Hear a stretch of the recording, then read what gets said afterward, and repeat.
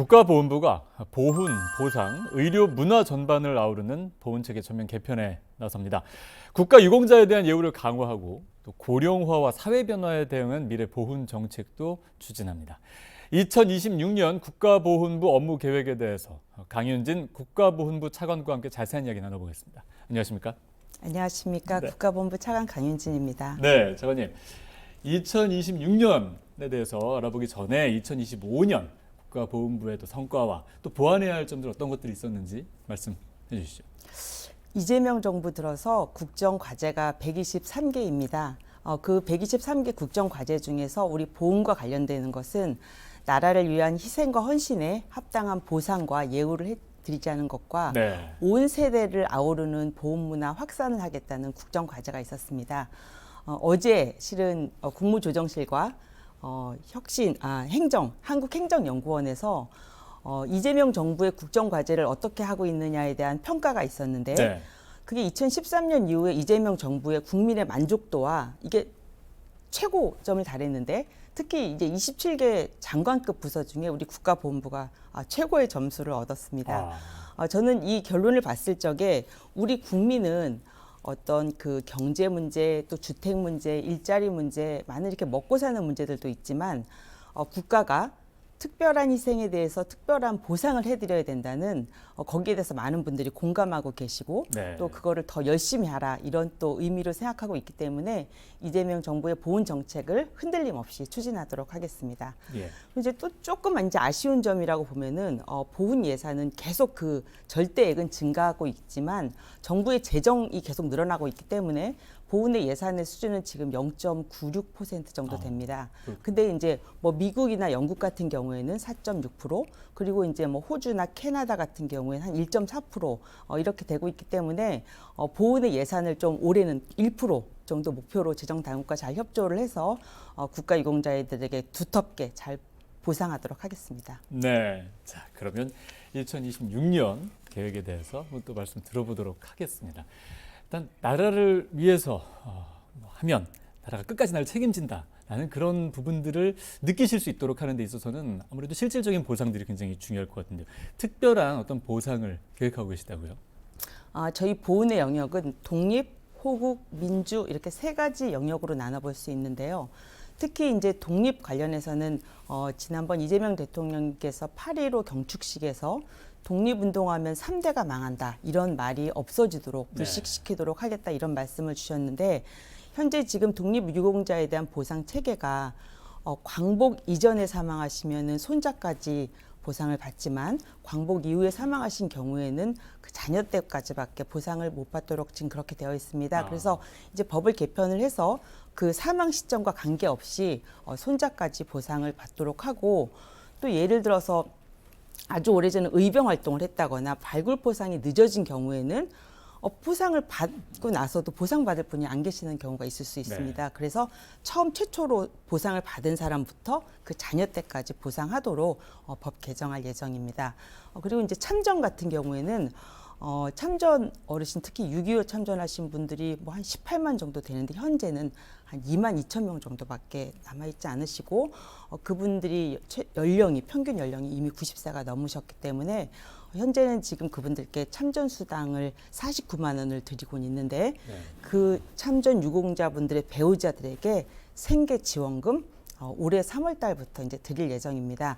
아직까지는 연령 제한도 있고 또 소득도 보기 때문에 한 15만 원 정도 금액 문제도 있고 여러 가지 제한은 있지만 향후 이것을 연령도 더 낮추고 소득 기준도 좀 더 낮춰서 더 두텁게 이렇게 보상하려고 하고 있습니다. 예. 또 이제 마지막으로 민주 분야에 있어서도 현재 뭐 박종철, 이한열, 또 전태일 이런 열사들에 대한 민주 유공자법을 현재 지금 패스트 트랙을 태워놓고 있는 상황인데 그런 분들에 대해서 잘 예우해서 그분들의 가치도 민주화의 그 정신도 알리고 또 의료보호, 양로보호 이런 것들도 할 계획이 있습니다. 네, 특별한 예우, 또 보상 이 부분에 대해서 말씀을 해주셨고 그리고 이번 업무보고에서 국외 독립운동 사적지를 전수조사하겠다라는 계획을 발표하셨는데요. 이재명 대통령이 중국을 방문했을 때 상해 임시정부 네, 청사도 이제 방문을 했고 그 특별한 관심을 지금 가지고 있습니다. 100주년이죠. 네. 이곳을 활용을 하자라는 또 이야기가 많이 나오고 있는데 어떤 계획 가지고 계십니까? 뒤에 이제 화면에서도 나오고 있는데 저게 이제 대통령님께서 최근에 그 상해 임시정부 다녀오신 사진인데요. 그 저희가 국외 독립운동 사적지가 한 1,032개 예. 정도 됩니다.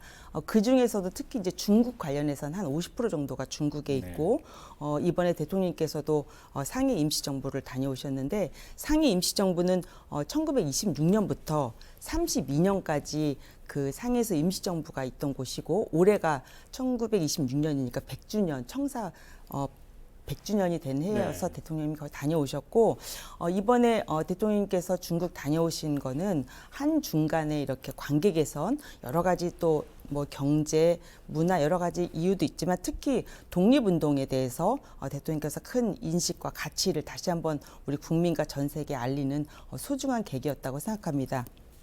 특히 이제 어제 국무회의에서 대통령님께서 상해 임시정부를 복원하고 보존하는 일에 힘을 다해라 이런 국무회의 지시 말씀도 있으셨는데 거기 지금 상해 임시정부가 중국 건물과 중국 땅이기 때문에 또 그 지역이 현재 지금 리모델링을 계획하고 있습니다. 그래서 중국 정부와 그걸 보존을 하기 위한 또 협약도 맺고 또 예전에 그 임시정부를 개관할 적에 어떤 기업체 뭐 삼성이나 현대랑 같이 해서 거기를 약간 보수한 그런 경험이 있기 때문에 예. 민관이 같이 그 임시정부 청사를 잘 복원하고 또 그 주변에도 잘 활용을 해서 뭐 체류형 체험 공간을 활용한다든지 이렇게 할 예정이고 지난번 대통령께서 상해 임시정부 가셨을 적에 여기서 뭐 굿즈 이런 거 팔았으면 좋겠다 이런 말씀도 주셨는데 최근에 이제 보면은 국립중앙박물관에서 캐대언으로 해가지고 그렇죠. 잘 좋은 거 팔고 있지 않습니까? 예. 그래서 굿즈도 뭐 우리끼리 한다기보다는 뭐 문화부나 또 유산청 이런 데 같이 해서 좀 예쁘고 상징성 있는 그런 굿즈도 만들고 그다음에 이제 지난번 업무 보고 때도 한번 말씀을 드렸는데 보훈 관광벨트를 상하이 지역에 만들겠다. 거기가 이제 상해 임시정부만 있는 게 아니라 훈코공원에 윤봉길 기념관도 있고 네. 또 김구 선생님이 거기 생가였던 영경방이라는 곳도 있습니다. 그래서 그쪽을 관광벨트화해서 우리 한인들이나 전 세계 사람들이 독립의 역사도 배우고 대한민국에 대해서 더 많이 알릴 수 있는 그런 것들을 계획하고 있습니다. 네. 자, 이게 국외 독립운동 사적지에 대해 말씀을 해주셨는데 이재명 대통령이 이번은 방중하는 동안 시진핑 주석에게 안중근 의사 유해 발굴을 위해서 좀 협조를 해달라고 요청했습니다. 관련 영상을 한번 함께 보시죠. 올해는 대한민국 임시정부 상하이 청사 100년 그리고 백범 김구 선생 탄생 150주년을 맞는 뜻깊은 해입니다. 이번 북경 방문에서도 대한민국의 독립운동사가 오늘날 한중 우호 협력의 근간이 되었음을 강조하며 안중근 의사 유해 발굴과 중국 내 사적지 보존에 대한 지속적인 관심과 협조를 시진핑 주석께 요청드렸습니다. 과거를 바로 세우는 일이 곧 미래를 함께 여는 길이라고 믿기 때문입니다. 대한민국 정부 역시 해외에 계신 독립유공자의 유해 발굴과 봉환 그리고 사적지의 체계적 관리와 보존에 더욱 힘쓰겠습니다. 네, 영상 함께 보셨는데요. 안중근 의사 유해 발굴 작업 사실 이게 과거에도 참 이게 어려운 부분이다라는 이야기를 많이 들었거든요. 네. 현재 어떤 상황인가요? 안중근 의사 유해 발굴 관련해서는 아까 말씀 주신 것처럼 상당히 어려운 이야기는 있지만 안중근 의사는 현재 지금 그 류순 감옥 잠드신 지가 벌써 116년이 지났습니다. 네. 안중근 의사의 마지막 유언을 들으면 전 늘 마음이 좀 이렇게 뜨거워지는데 내가 죽거든 내 뼈를 그 하얼빈 공원 옆에 묻어두었다가 국권이 회복되거든 고향으로 반장해달라 이런 유언을 남기셨는데 우리 국민 모두라면 안중근 의사의 그 유해를 빨리 발굴해서 국가로 모셔와야 되는 예. 이런 과제들을 가지고 있습니다. 현재 그분이 돌아가실 당시에 사형 집행 기록서를 보면은 그 류순 감옥에 여순 감옥에 그 묘지에 이렇게 묻어두었다 이런 말씀이 있으시고 또 하얼빈의 소나무로 이렇게 침관을 만들어서 이렇게 묻어두었다 이런 사형 집행 기록서도 있고 이분이 천주교 신자였기 때문에 묵주 마지막 기도하신 그런 내용들도 사형 기록서에 있습니다. 예. 현재 그 류순 감옥 동편에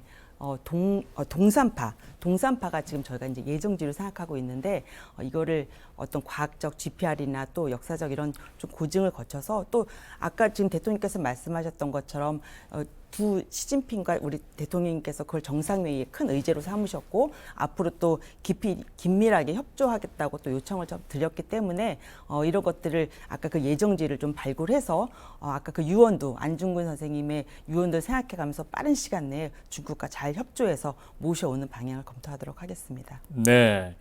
그리고 또 우리 독립운동에서 큰 획을 그으신 바로 백범 김구 선생님 탄생 150주년이 이제 올해가 되는데요. 국가본부가 백범 김구 선생 탄생 150주년을 기념해서 어떤 특별한 사업들을 지금 계획하고 계시다고요. 네, 특히 아까 잠깐 말씀 주셨지만 유네스코가 네. 백범 김구의 해 이렇게 올해 정했는데 예. 유네스코에서 이렇게 날을 정한 게 실은 인물로 6번째지만 인물로 말하면 3번째입니다. 다산 정약용 선생님이 계시고 그다음에 김대거 신부님이 계시고 이제 백범 김구 선생님이 계신데 김구 선생님께서는 그 백범일지에서 이런 말씀을 하세요. 우리가 이제 부라는 것은 풍족하게 생활할 수 있을 정도만이면 되고 강력, 힘이라는 것은 남의 침략을 막을 정도만 있으면 된다. 네. 그런데 오직 한없이 갖고 싶은 것은 높은 문화의 힘이다. 그 당시 이제 150년 전에 태어나셨으니까 한 100년 전쯤 이 말씀을 하신 건데 문화 강국의 비전을 그때 말씀하신 겁니다. 그러면 이재명 정부 들어서 이제는 그 문화 강국을 이제 실현해야 될 때다. 많은 분들도 아시겠지만 우리나라가 이제 문화적으로 K컬처, K푸드, K뷰티, K한복, K민주주의까지 많은 문화 강국이 이미 되어 있는데 이제 국무조정실과 보훈부, 또 문화체육관광부, 외교부 등과 같이 범정부적으로 TF를 좀 구성해서 그렇게 문화 강국의 비전을 실천하도록 하겠습니다. 특히 김구 선생님의 그 탄생일이 8월 29일이기 때문에 한 6월부터 8월까지 보훈 문화제도 하고 역사 탐방도 하고 백범 김구 선생님 유목전 이런 것도 하고 특히 유네스코가 있는 프랑스 등과 같이 함께 국제 포럼도 하는 등 문화 강국을 실현해 나가도록 하겠습니다. 네. 자, 이 백범 김구 선생님께서 지금 묻혀 있는 곳이 바로 독립운동의 성지 효창공원인데요. 그 역사적 위상을 좀 온전히 회복할 수 있도록 이재명 대통령이 좀 신속하게 정비를 해야 하지 않겠나라고 이렇게 또 주문을 했습니다. 이 영상도 한번 함께 보시죠. 보훈부 얘기부터 먼저 좀 하고 하겠습니다. 그 효창공원 있지 않습니까? 네, 효창 그 공원 앞에 효창 운동장 있죠. 있습니다. 어떤 게 먼저 있었을까요? 운동장이 먼저냐, 묘역이 먼저냐? 그 최초에 이제 묘역이 온 거는 이제 윤봉길 의사하고 백정기 의사 324 묘역을 김구 선생님께서 생존에 46년도에 일본에서 봉안해서 묘역이 먼저 생겼습니다. 묘역이 먼저 생겼고 어쨌든 그게 이제 일종의 공원 지역이었는데 거기다 운동장을 친 거죠. 네, 맞습니다. 운동장이 나중입니다. 저도 여기 자주 가봤는데 야 저거 운동장을 철거하고 공원을 만들면 좋겠다 그랬더니 그 동네 주민들이 절대로 안 된다 그런다고 그러더라고요. 근데 이런 예를 들어 민원의 문제는 적당한 다른 대체 방안을 강구를 하고 네. 할 수 있는데 만약에 이 효창 운동장을 철거해서 공원으로 복구를 하고 거기 주민들이 또 뭐 사용하면 되니까 효창 운동장의 이 관중석 뭐 이런 건 제거하고 나머지는 좀 정비를 해가지고 게이트볼장도 쓰고 그러니까 배드민턴장도 쓰고 그런 것들을 이제 뭐 주민들과 같이 공론을 산책로도 쓰고 뭐 그거야 그거 쓰면 되죠. 뭐. 근데 이게 전망을 다 가려서 하는 얘기죠.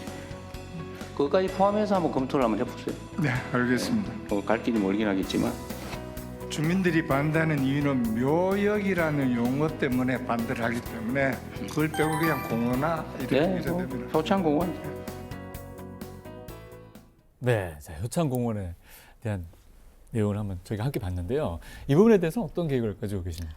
방금 전에 영상은 이제 국가보훈부 업무 보고 때 이제 대통령님께서 말씀을 주신 건데 네. 또 때마침 어제 국무회의 때 대통령님께서 이 효창공원을 국립공원으로 전환하는 방안을 검토해라 이런 지시 말씀이 있었습니다. 효창공원은 원래는 조선시대 정조의 아들, 그러니까 왕실의 묘역이었는데 이게 광복 이후에 독립운동하신 분들을 모셔놓은 성지와 같은 곳입니다. 네. 아까 영상에서 잠깐 보셨지만 1946년에 김구 선생님께서 윤봉길 선생님이 그 암장지였던 일본의 가나자와현에서 윤봉길 선생님 또 이봉창 선생님을 모셔오게 되고 임시정부 요인이었던 그 이동영 선생님 이런 분들을 모셔놓고 현재는 지금 김구 선생님 묘역도 효창공원에 있는데요.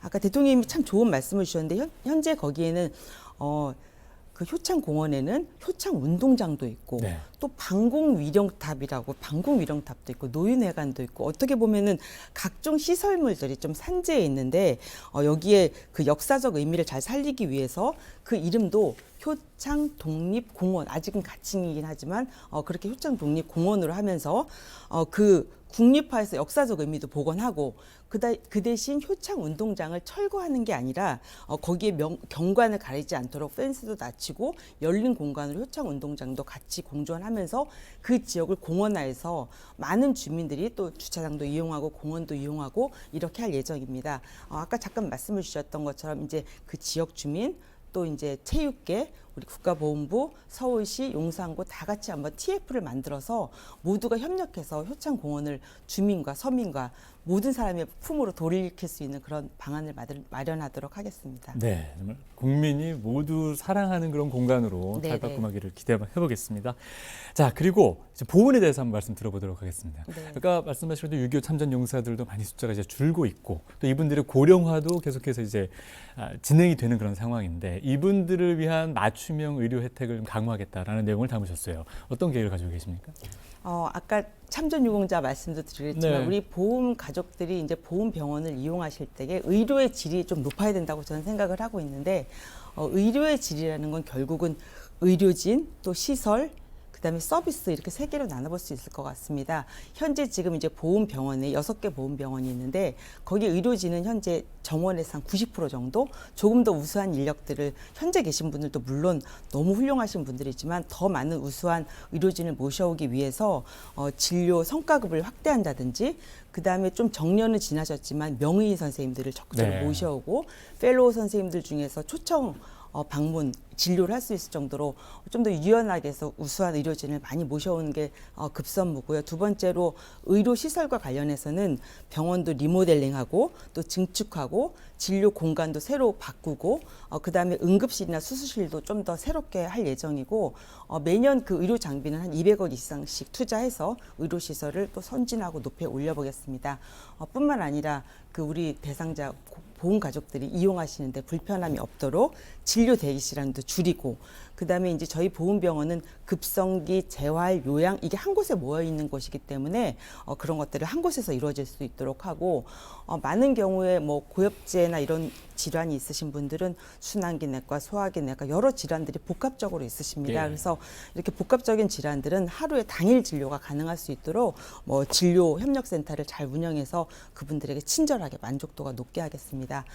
또한 이제 보훈 병원이 6개면은 그 지역 주민 너무 어려우실 수 있지 않습니까? 그래서 현재 지금 위탁병원을 저희가 1,000개 정도 운영하고 있는데 매년 한 200개씩 늘려서 앞으로 한 3,000개까지 하는 걸 목표로 하고 있습니다. 위탁병원을 확대해서 좀 가까운 곳에서 진료를 받을 수 있도록 하고 특히 이제 보훈병원이 없는 제주나 강원 지역에는 준보훈병원을 지정해서 보훈병원과 똑같은 수준으로 진료를 해드리도록 노력하겠습니다. 네, 우리 보훈 가족들이 정말 좋은 그런 시설에서 높은 퀄리티의 의료 혜택을 받을 수 있기를 또 지금도 잘 받고 계시지만 말씀하신 것처럼 더 훌륭한 양질의 그런 진료들을 받을 수 있도록 기대해 보도록 하겠고요. 자, 그리고 제대 군인에 대해서 한번 이제 말씀을 들어보도록 하겠습니다.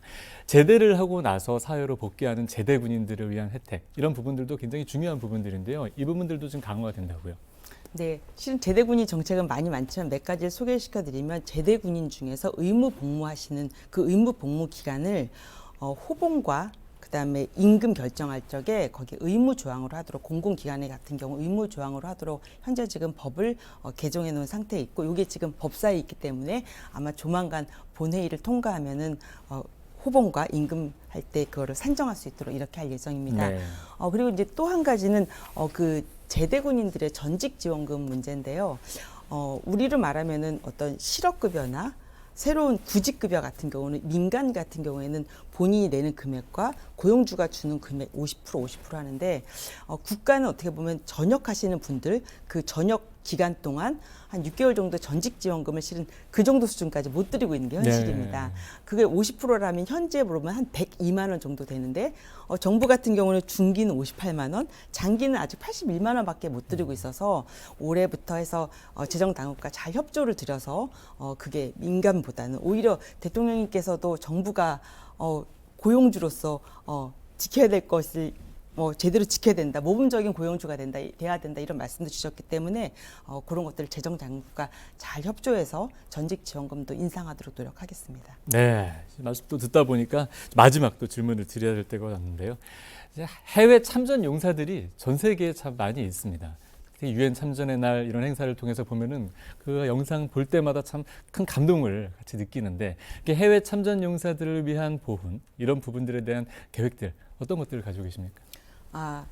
이제 보훈 외교를 저희가 강조하는 이유는 저희가 6.25 때 22개 참전국이 있었습니다. 그 16개의 병력 지원국과 6개 물자 지원국, 그 이외에도 63개나 정도 되는 물자 지원국이 있었지만 그 나라의 전투를 지원병을 보내주고 물자 의료를 해주신 나라들은 그 당시 대한민국은 이름도 모르는 나라, 얼굴도 모르는 그 국민들을 위해서 목숨을 버리신 그런 나라들이기 때문에 저희가 22개 참전국가는 계속적으로 보훈 외교를 통해서 그 은혜를 갚고 또 은혜를 계속 감사하다고 표현할 수 있는 그런 나라로 나아가려고 하는데 특히 이제 올해 같은 경우에는 미국이 건국 250주년 그리고 이제 가평정투가 75주년, 그리고 한국, 프랑스 140주년 이렇게 중요한 계기들입니다. 특히 많은 유엔 참전군 중에 미군이 많기 때문에 미군 한미동맹에서도 상당히 도움이 될 수 있고 지금도 주한미군들이 이곳에서 대한민국을 지켜주고 있기 때문에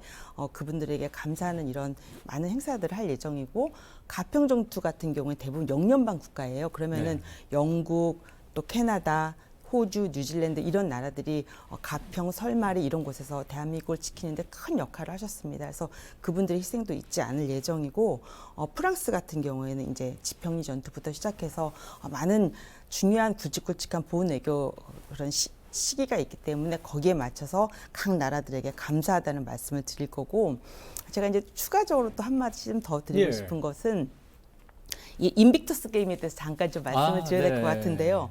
그 인빅터스 게임이라는 것은 세계 상위 군인들의 체육대회입니다. 그러나 단지 이거는 체육대회로 끝나는 게 아니고 인빅터스 게임은 그 군이나 전쟁에서 다치시고 부상당하신 분들이 인빅터스라는 게 불굴의 의지거든요.